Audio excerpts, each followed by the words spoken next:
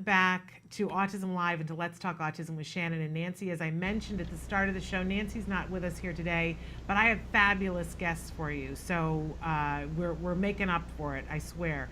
On the phone via Skype with me right now, I have Ian Jordan, and I'm very excited that he's joining us via Skype from Scotland. And Ian, welcome, first of all, and thank you for being with us and for taking the time to Skype with us. And I'm sorry that we can't get full picture, but we have a picture of you up on the screen right now. You are a gentleman dealing with a very interesting part of autism, I think a growing part of interest in autism that has to do with vision, what we see, and visual disturbances. You are an optician, and you have a long list of things in your bio, so I'm going to ask you to tell a little bit about it. I know that you are a fellow of Leicester. Leicester. Leicester. Okay. I'm an honorary fellow of the medical school in Leicester for the work I've done in synesthetic effects of vision. Okay, but you have a other long list of things as well.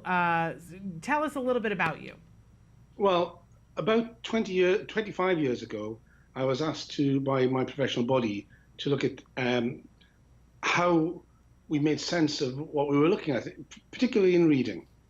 I naturally wrote a report, and the report was the start of a long journey for myself, in which I've got involved with a tremendous amount of research and development, innovation. I've been in lots of awards, I think 6 books I've got. And essentially, it's become a fascination for me, as well as something that I consider absolutely critical in not just autism, but quite a lot of other conditions. For instance, brain injuries, cerebral palsy, Parkinson's disease, quite a few other things as well. And for instance, we've just been working on using vision to actually treat tinnitus. And we're getting about 40% stopping of tinnitus using the vision. And that's the ringing in the ears, correct? That's correct. Yes. But we're in the middle of another trial on that at the moment. So all being well, there'll be a treatment for tinnitus for 40% of people in the not too distant future. Which is amazing, because in the past, when people have had that ringing in the ears, it has almost been a hopeless diagnosis, and it's the kind of thing that can make someone literally lose their mind because it's so disruptive to them being able to focus on anything else. So what a fabulous thing to find that something with our ears might be treatable when looking at it as a vision issue. Well, it's quite common in autism as well. Not many people realize that, but a tremendous amount of the children we see have tinnitus. I did not realize that. But it makes sense, and it brings me to the next thing that I want to talk about with you, because this whole idea of, we talk about an autism perspective taking, being able to look at something from somebody else's point of view. And it's frequently talked about as if the people who are on the autism spectrum are lacking this. But I think every day we find out how little we're taking their perspective. And especially in the field of what you hear and what you see, so often we don't ask even ourselves amongst our community, but we certainly don't ask kids on the spectrum, what are you seeing and how are you seeing it? We have this assumption that everybody sees things the same way, and you have found, in fact, that this is not the case. Very much so. So talk to us about that. In fact, what you should assume is that the autistic child, if it's your child, does not see the same as you. You should assume that, rather than assume that they see the same as you. About 80% of children on the autistic spectrum have unusual methods of processing what they see. Now, this can vary from very simplistic things like things are the wrong size or the wrong shape, through to quite extreme things in which things change to completely different animals. People look at people's faces. We know of at least 35 different types of facial recognition problem. Those, by the way, can be treated, or at least most of them can, and they can be treated in seconds. We have the idea that a child should be asked to look at the person's face. Look me in the eyes, they say. And that can be actually totally unpleasant, because the child might be seeing that person as a monster. They might not be able to use both the vision and the auditory system at the same time. They may have synesthesia, where the vision is actually interpreted as something completely different. The eyes themselves may not be on the face, they may be flying around the room. They may be actually distorted. The face itself may look like a clown's face, or the eyes may be, a common one we find is the eyes appear on the cheeks. And it's so common that you should assume that your child has these problems. Okay. But how do we find out what our child is seeing? Because it's such a, it's we say this all the time. It's like describing blue to somebody who's blind. Right. If my perception is that eyes are in a certain place, and I assume that that's correct, and I don't even know that it's correct where I see eyes, but how do I, right? How do I find out where my child sees eyes? Okay. Is that a test? A simple thing you can do, and anyone can do this with a child, is ask them a simple question. First of all, do faces look strange to you at any time? And if they say yes, how do they look strange? Or do they look wrong? Has the child said, these people look like monsters? Has the child said, I can't recognize people? So if the child can't recognize somebody, the chances are they've got a visual problem. Okay. If the child is, a simple thing you can ask a child to do, and the most common problem is they have a problem with the area of vision which is clear. So you get a child to look at your nose, tip of my nose, don't move your eyes, and watch them to make sure they don't do it. At that point, say, how much of my face is very clear? And you'll be surprised. I would say 40% of those on the spectrum will say only the nose. Interesting. And it's quite scary, because one of the things that the child will often do is they'll scan a face to try and work out what's actually going on. So they'll actually look at a face, and so one of the reasons why they can't recognize expressions, because there isn't enough face in the visual field to actually recognize that. Now, one of the problems you've got is the next sort of thing is the vision is actually often desynchronized with other senses. So, for instance, if a child looks at your mouth, when lip sync goes on the cinema, it's a major problem. And it's quite easy to sort this out if you know what you're doing. So what we would actually do is we'd tune the vision into the hearing. So and you don't get a problem called the McGurk effect. And the McGurk effect is where you hear the wrong sounds because you can't see the person's face properly. And so we get into these sort of areas. We get into the faces turn into inanimate objects. That's a relatively rare one, but a common one they get is the face will change size, change color. If expression can't be recognized, you have to ask, why can't you recognize the expression? Is it you can't see the face properly?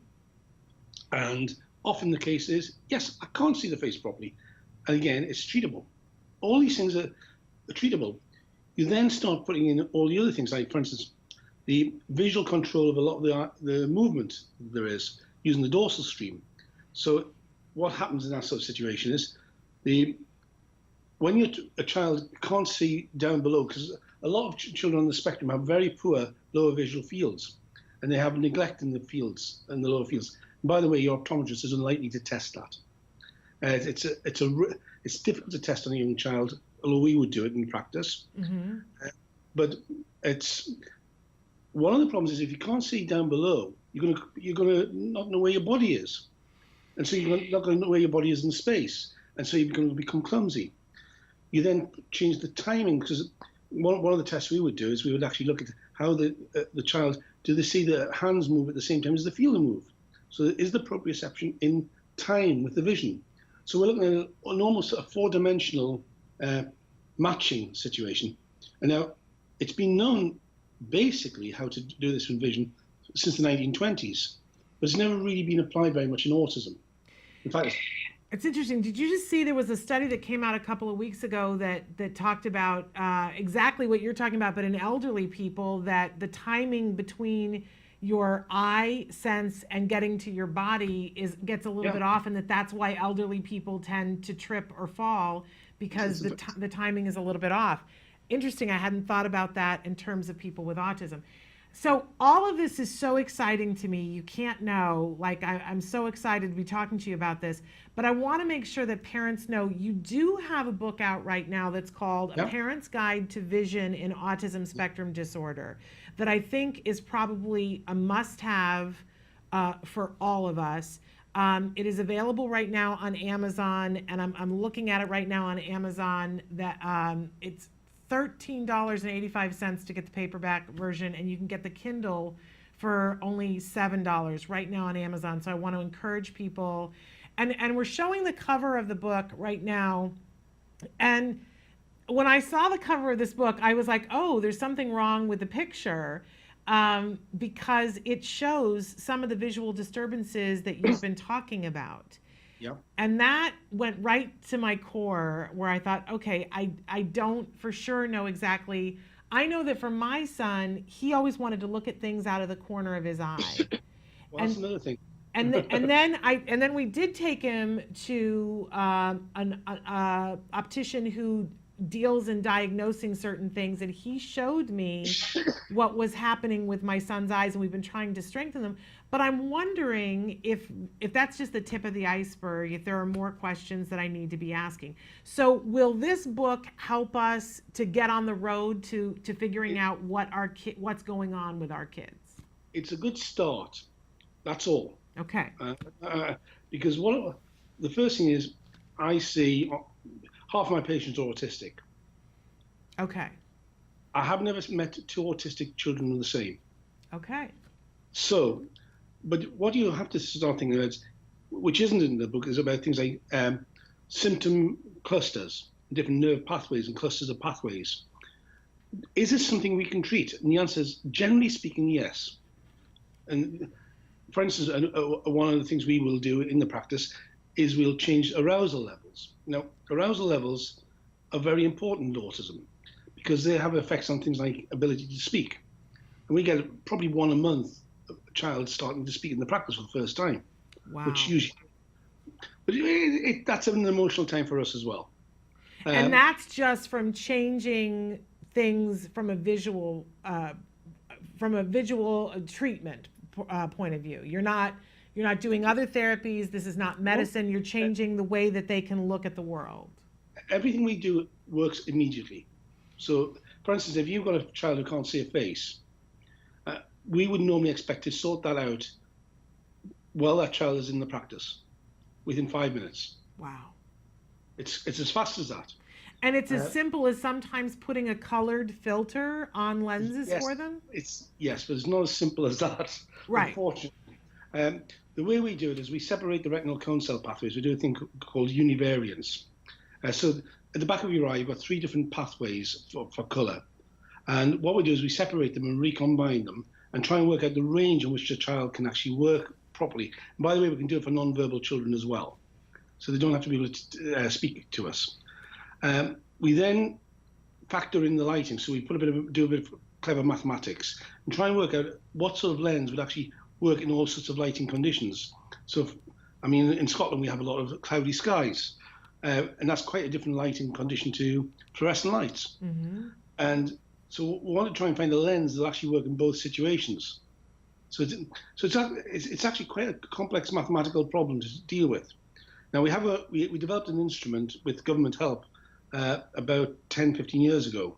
And unfortunately, there's not a single one available in America. That's the bad news. Okay. I'd like. Well, the problem about it is it's all to do with costs. Right. For us to redo it for America will cost us a lot of money. There's a number in Britain. There's in Wales, Scotland, Ireland. We've got one going into Belgium in 2 weeks' time. We've got the first day in Russia today.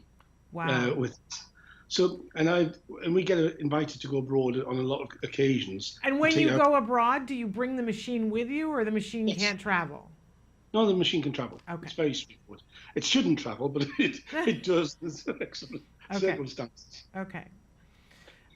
So right now, if you're in the United States, and our show is worldwide, so there are people watching us all over the world, but if you're in the United States, you don't have access to this, so we either have to find a way to bring you over here, or we have to go to Scotland, Wales, Russia. Well, the good news is, if you're in Britain, we do it through the health service. Right. So but not if you're an American citizen. If you're visiting, if you're an American citizen, we that can doesn't actually work. Assess and do it through the health service. It's inexpensive to test. Okay, and you said it's relatively quick. Oh, all the effects happen when we're doing the tests.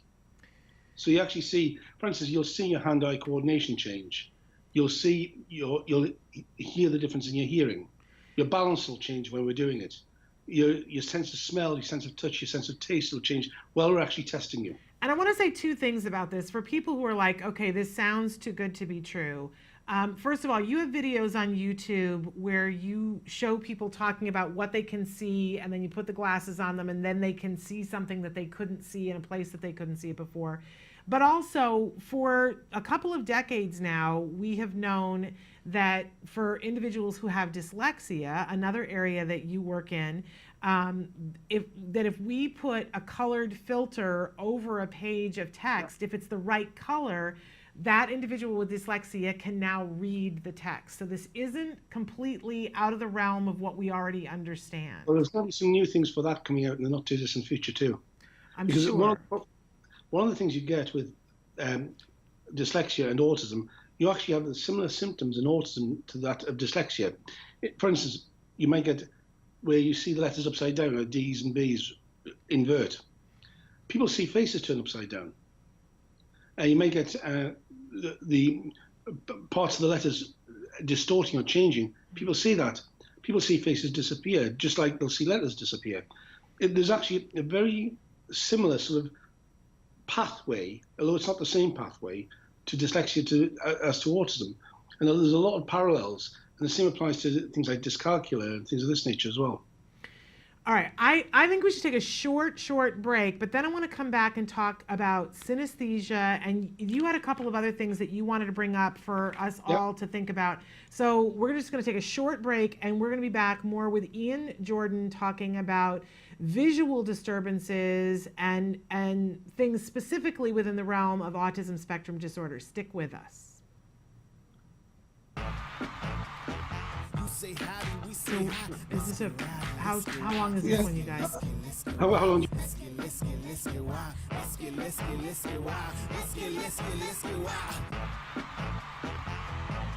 Hey, welcome back to Autism Live. We heard you. Everybody wants macaroni and cheese. Yeah, but we're gonna make it allergy free. But here's what's the crazy part of this macaroni and cheese. It's actually healthy. And it tastes good. Yeah, it tastes really good. That's the most important part. So we're gonna start, we got our water boiling. There's so many variations on the pasta. We're using today a corn pasta. We can verify with the manufacturer that we have a GMO-free product. So let's go ahead and put that in there. Ooh, and if you don't mind, stir that up for Sure. me, my friend. Now it's sticking a little bit to the bottom. Yeah. Is that okay? We maybe add a little more high heat oil and spread that around again. One thing you gotta know about gluten-free pasta, if you overcook this, it becomes mush. Let's move this guy over to the other burner so you can see what I'm doing. And now we're gonna start with the old macaroni and cheese sauce.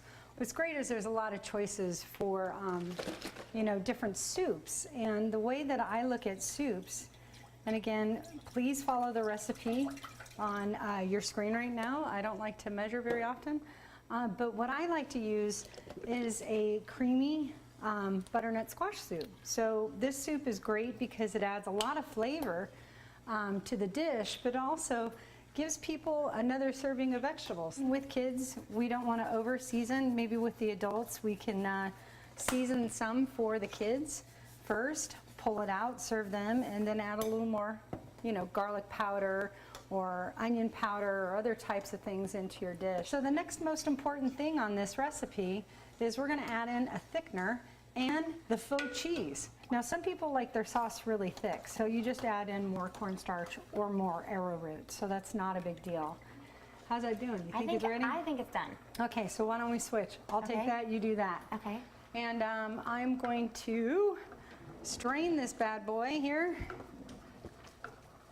Here, let me turn that off. Okay. Or we're going to cause trouble again.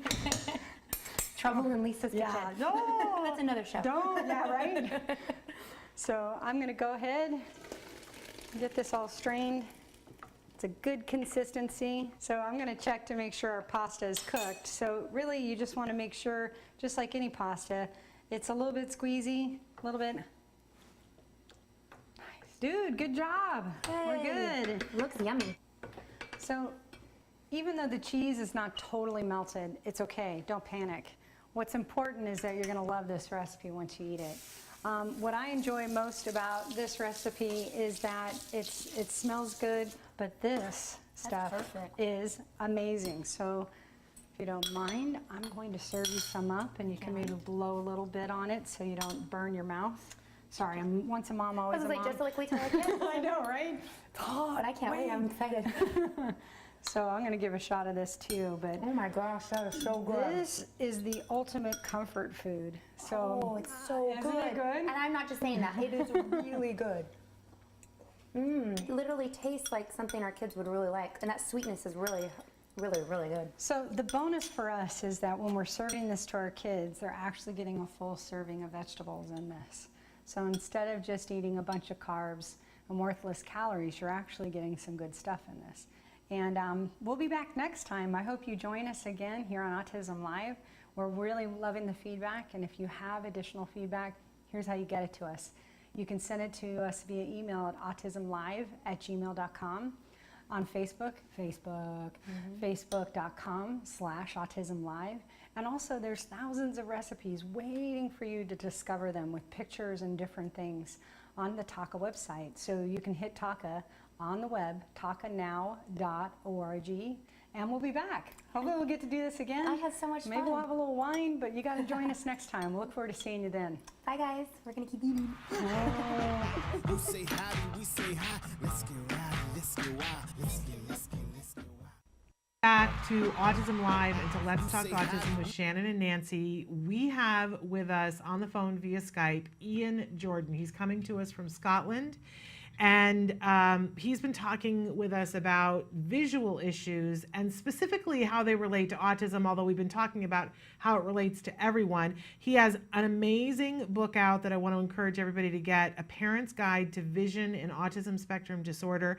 We promised when we came back, Ian, that we would talk about synesthesia. I think this is something that a lot of us don't quite have a handle on what it is. So what, in fact, is synesthesia?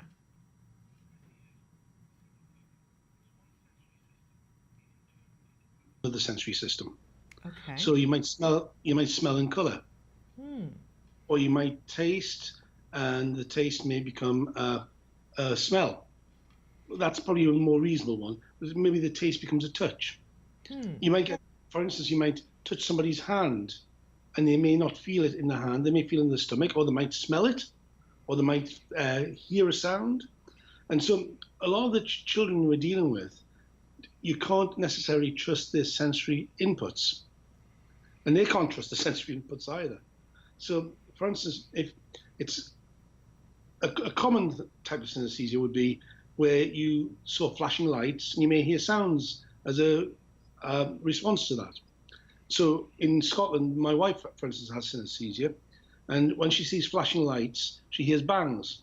And in Scotland, we have snow lorries, you know, in bad weather, and they have yellow lights on them. So she hates following them. And so, if I could ask a question, is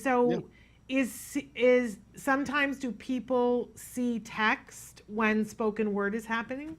Yes. Okay, because that's what I have occasionally, and that's what my son has occasionally. Well, what's happening there is, let's take it the other direction. When you're reading text, you're seeing words on the page. They have to be then converted into language somehow or other. What you've got is the opposite way around. You've got words getting transferred into text. It's a crossover where things go the wrong direction. Okay, so that is synesthesia. That's a form of synesthesia. There's lots of different types. Okay. And so sometimes this could be a plus, but I could see where sometimes it could work as a negative. It can be horrible. It can be absolutely horrendous. And one of the things that sometimes happens in autism is somebody might be ill, but they can't tell you, they're not feeling pain. They might be feeling something funny, but they don't actually know what it is or where it is. And it's quite a common thing in autism, this. The parent eventually learns to recognize the child where the pain is. Now, it can be horrendous. It can be quite a dangerous thing too, because sometimes the pain is not felt as pain. It may be smelt. we have patients. For instance, we have one girl who the only way of getting rid of pain for her is to actually put various coloured lights on her. It was quite a problem when she was having a baby. You know, we eventually found a way of doing it for her without it being sort of weird, but Right. but it was an interesting time. That particular girl also gets a thing called zoomorphopsia, where people turn into animals. So she actually sees them physically turn to animals, and that's quite Fascinating. we see that about once a month in our practice with people on the spectrum. Now, the problem we've got is normally people have vision as a reference sense. All the other senses sort of rely on the vision for learning. You learn to look at a banana, and you know what it is, and you can smell it, and you're going to associate the smell, the colour, the taste with what you've seen. So vision usually is the reference sense. But in autism, sometimes our reference can't be trusted. And things become, that's why so many children on the spectrum have massive sensory processing problems. It's why they can't sometimes walk properly. Why, for instance, it might surprise you, one of the best treatments for the problems at the hairdressers, when the autistic child has a problem with the pain of the hairdresser, is to use the vision. It's a very common way of sorting it out. And it works nearly every single time. And is it's just a pair of glasses that you have them put on and then suddenly it's okay? Maybe glasses. Sometimes we change the lighting. Okay. Occasionally we do other things as well. But in general terms, we'll teach people how to visualize, for instance, if they're capable of doing that. Because you can visualize away things by using things like the mirror neurons. And it becomes quite a concept when you're teaching people who are to try and understand their own body. Because what often happens is we get people coming in, they really don't trust the senses. And I think that's probably the best thing. Autism, you could almost say, is a condition where the person who has autism can't trust the sensory inputs or outputs. That's quite a strong. It's an amazing, different way of looking at autism that is very exciting to me. I could talk to you for hours. Unfortunately, we're pretty much out of time.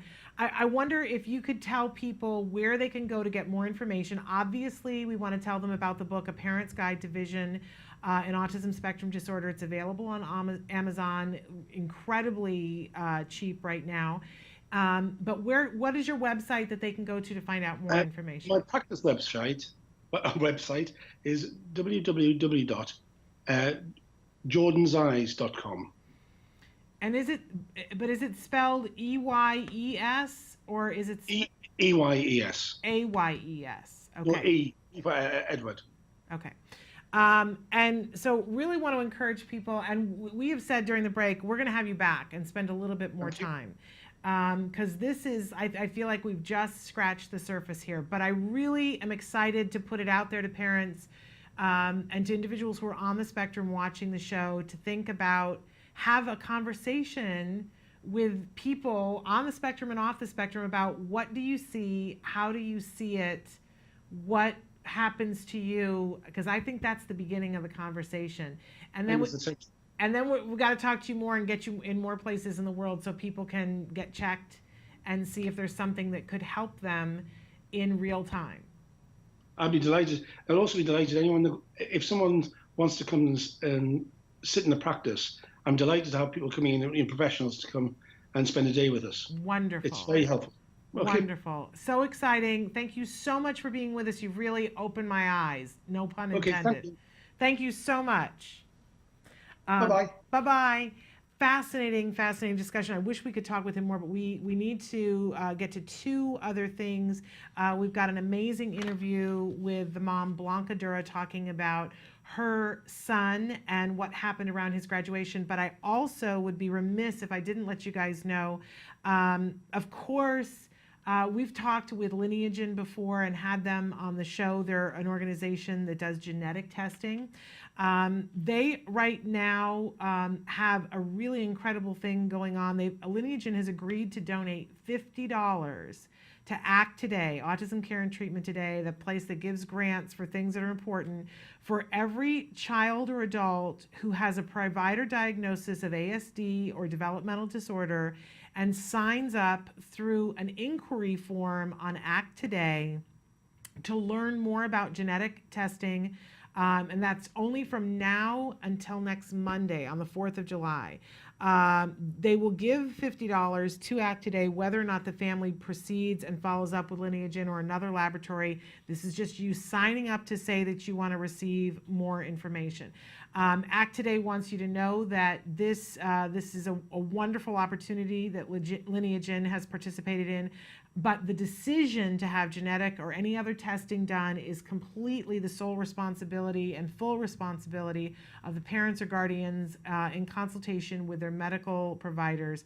And they want you to know that ACT Today does not endorse any specific testing or testing provider. However, Lineagen is going to give $50 if you sign up to find out more about it. And we've talked extensively before on the show about all the different reasons why it is beneficial for us to look into genetic testing. And a lot of times your insurance provider is paying for it. So if you want to go to, and I think Matt has up on the screen right there, if you go to Autism Care and Treatment Today's Facebook page, and it's right there for you, facebook.com/Autism Care and Treatment, and you'll find the link there. You can click on it, and there is a process that you need to fill out. Not only will you find out more information about genetic testing and potentially have the opportunity to have that done with a really reputable company, but you will also be helping families with autism to get more grants. $50 per person who signs up. The person that you're signing up to have the counseling about it has to have a diagnosis of ASD or developmental disorder. Really want to encourage you. Personally, I think it's a really worthwhile thing to do. Okay, and now we're going to go to the interview with Blanca Dura, amazing mom with an amazing story, something that seemed like the worst thing in the world, being turned away from a graduation, being told that they didn't think it was the right thing for him to be there, but you got to hear what happened because it's so inspirational. So take a look. This is our interview with Blanca Duran.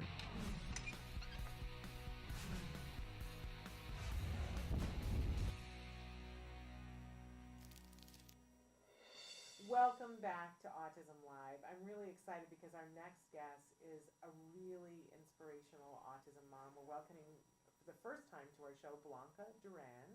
Thank you so much for being here with us. Well, thank you for allowing me to be here. Well, we heard about a story, something that happened in your family, and we love to share inspirational things when things get a little bit better or when the right thing happens, because as you know, frequently the right thing doesn't happen, right? That is correct. So you have a son who happens to be on the autism spectrum, Caleb. How old is Caleb? He's 14 and a half. Okay. And you had a big event that was coming. He was just finishing 8th grade, and you were a very excited mom waiting for graduation, as anybody would be. But it didn't go exactly as you planned. Tell us what happened. Well, we were given an email announcing the preparations For the graduation for the ceremony. graduation ceremony, date of practice, and when our graduation gowns were supposed to be picked up and brought back. I did all of that. It was on a Wednesday that I had to return the gown already ironed and labeled. Then I received a call on a Thursday. It was the second in command of the person of the homeschool program that called me to let me know that they didn't think it was a good idea for my son to attend the graduation ceremony. I asked if it was possible to give it a trial run. She decided to say, well, we'll have the person in charge of the homeschool program talk to you about that. So my husband had heard of what had happened, and he just said, I don't think it's a good idea. I would not want my son to be where he's not wanted. And that's really what it felt like, isn't it? Yes, it did. I think that every autism parent, every parent of a child who is in any way unique and different can relate to what that feels like. But what did it feel like when you were on the phone with her, Blanca? I was heartbroken. I was crushed. because I felt that, again, once again, another experience was going to be taken away from him. And this isn't the first time that an experience has been taken away. In fact, you had just had a recent circumstance where you'd gotten another no, that he couldn't participate with something else. Right.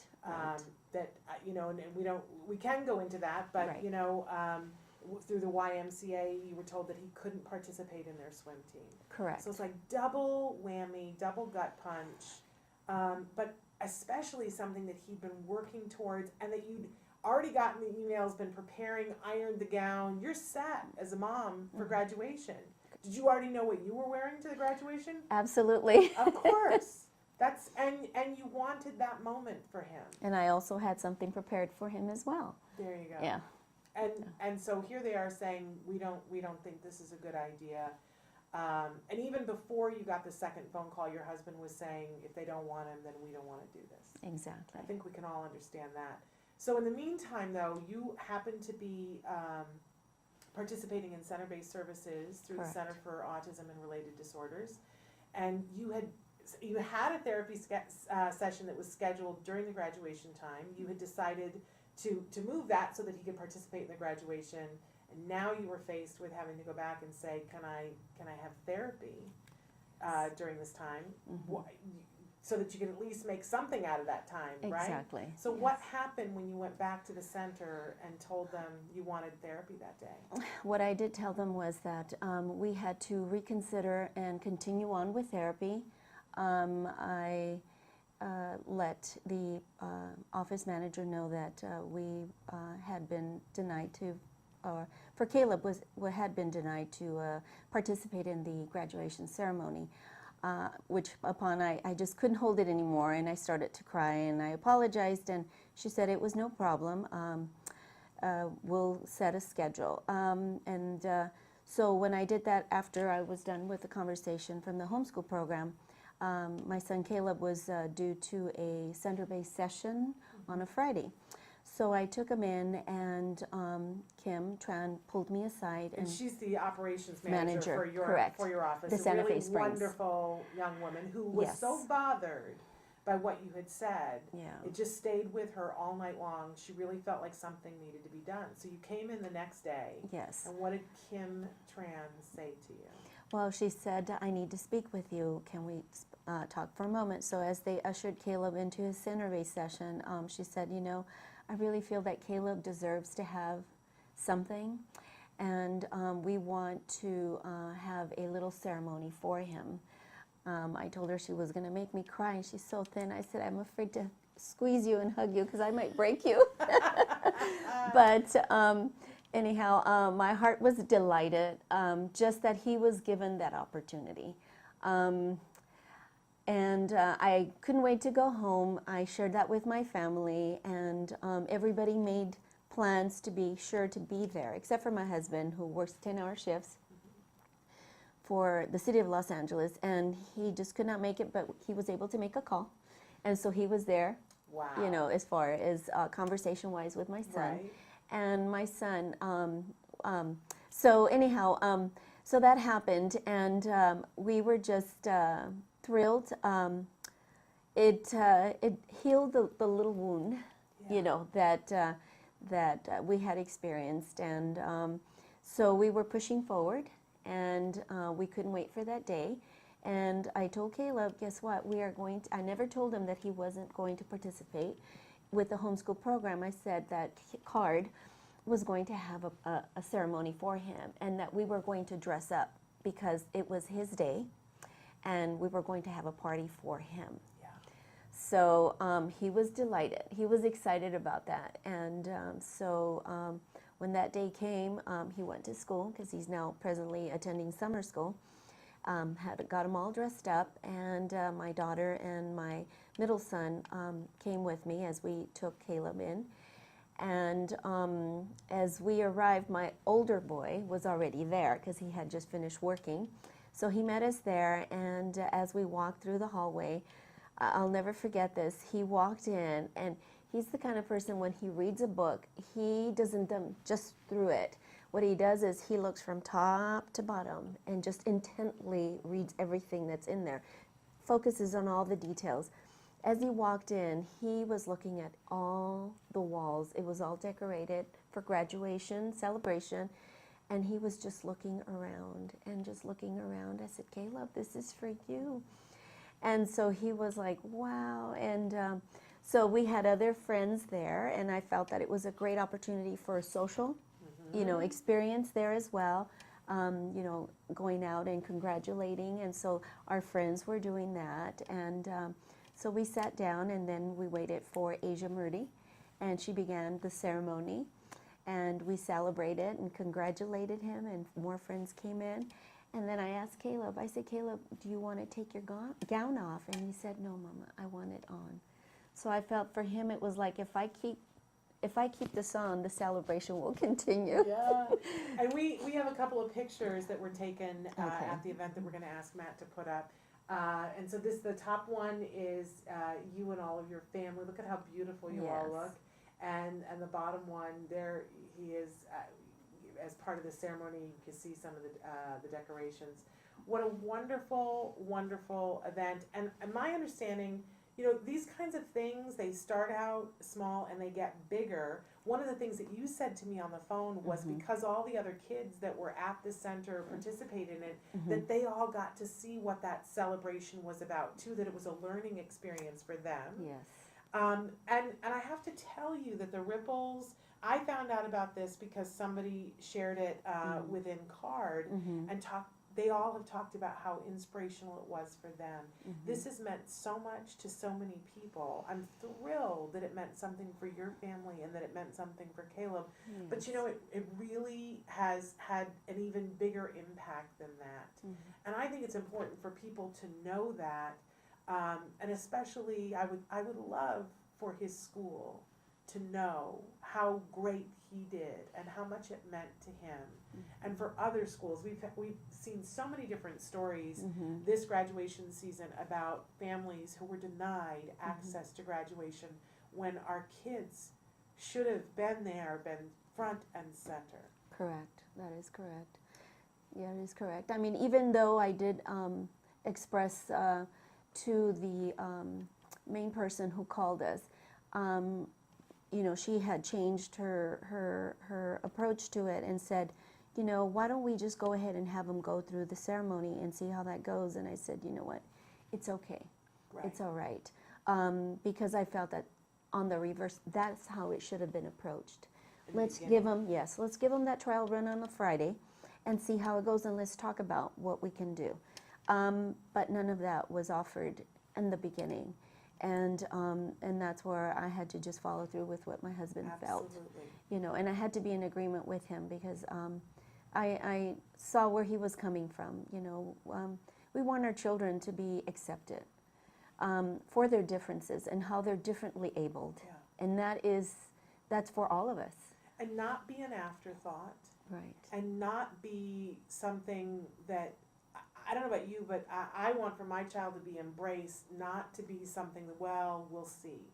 Exactly. Yeah. Exactly. Where it comes naturally. Exactly. Right. Exactly. We want inclusion. Exactly. Real inclusion. Yes. Real inclusion, not to be, an exception. And so I guess I'm wondering how you feel about CARD this week.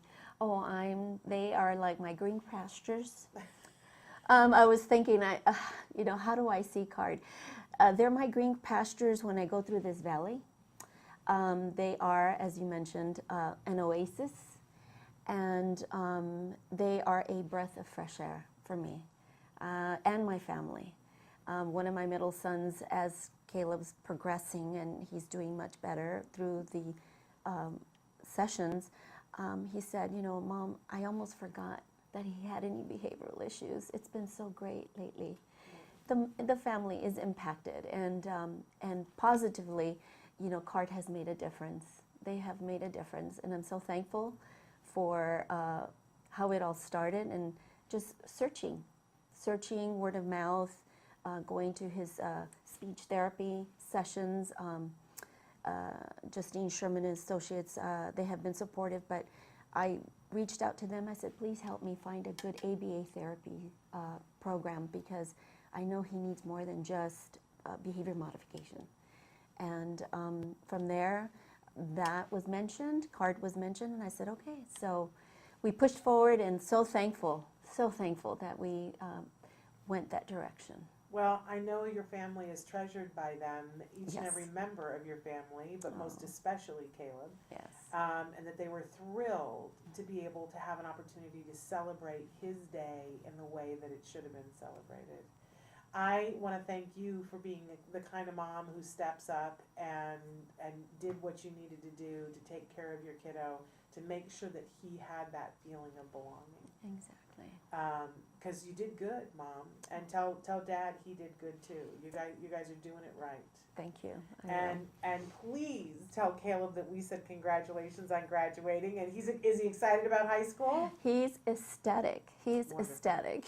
Wonderful. Well, we are so thrilled for all of you. We want to congratulate the Santa Fe Springs card office for doing the right thing, and to Kim Tran, who saw something and said, "This isn't right. What do I have? What can I do?" and followed through on that. Kim, you did good. Thank you. Thank you all to all the therapists and Kim Tran, Asia Murdy. You guys have been a wonderful support team, staff that just treasure. You're just an invaluable treasure. Wonderful. Give our best to everybody at the family, will. and happy graduation. Thank Woohoo. you. All right, we are going to take a break, and then we are going to be back with more Autism Live after these messages. Back. We have had a big show, more show than we could handle. We've gone over, and so I don't want to keep you guys long. But next week on Let's Talk Autism with Shannon and Nancy Allspaw Jackson will be back.